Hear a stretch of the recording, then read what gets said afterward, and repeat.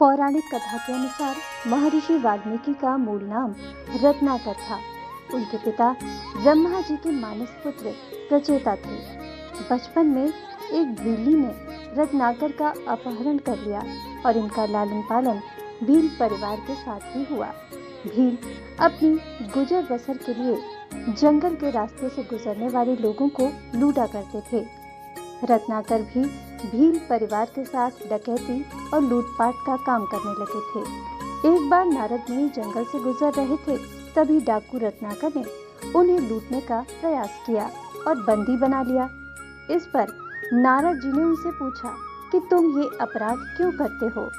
तो रत्नाकर ने कहा कि अपने परिवार के भरण पोषण के लिए मैं ऐसा करता हूँ। इस पर नारद मुनि ने कहा कि जिस परिवार के लिए तुम ये अपराध करते हो, क्या वे तुम्हारे पापों का भागीदार बनने को तैयार हैं? नारद जी की ये बात सुनकर रत्नाकर ने नारद मुनि को एक पेड़ से बांधा और इस प्रश्न का उत्तर लेने के लिए अपने घर चले गए। उन्होंने जब ये सवाल अपने परिवार के लोगों से किया तो उनको ये जानकर आश्चर्य हुआ कि कोई भी उनके इस पाप में भागीदार नहीं बनना चाहता था। उन्होंने वापस आकर नारद जी को स्वतंत्र कर दिया और अपने पापों के लिए क्षमा प्रार्थना की। इस पर नारद जी ने उनको राम नाम का जप करने का उपदेश दिया, लेकिन रत्नाकर के मुंह से राम राम की जगह मरा मरा शब्द निकल रहा था। तब नारद मुनि ने कहा, तुम मरा मरा ही बोलो, इसी से तुम्हें राम मिल जाएंगे। इसी शब्द का जाप करते हुए रत्नाकर तपस्या में लीन हो गए।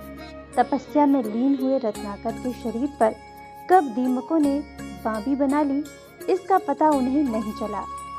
उनकी इस तपस्या से प्रसन्न होकर ब्रह्मा जी ने उन्हें दर्शन दिए और उनके शरीर पर बनी बांबी को देखकर रत्नाकर को वाल्मीकि का नाम दिया।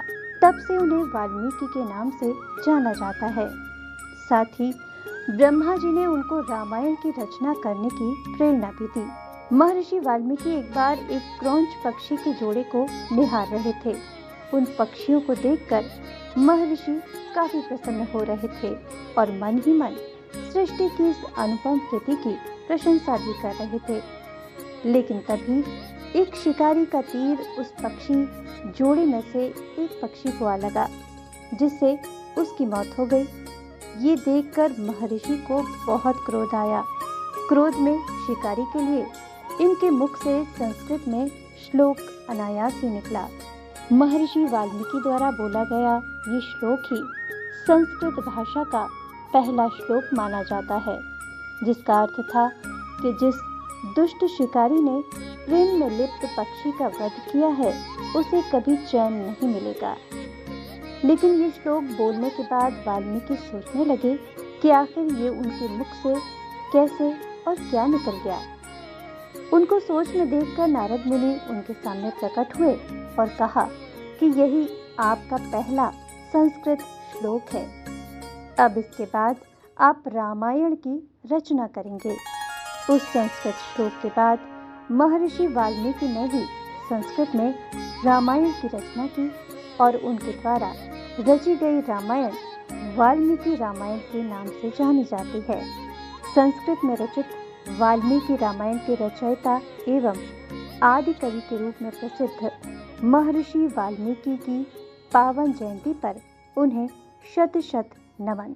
आप हमारे संत वाणी चैनल को सब्सक्राइब करें, वीडियो को लाइक करें, शेयर करें और हाँ, बेल आइकन पर क्लिक करना बिल्कुल ना भूलें, ताकि हमारी किसी भी वीडियो की सूचना सबसे पहले आपको मिले।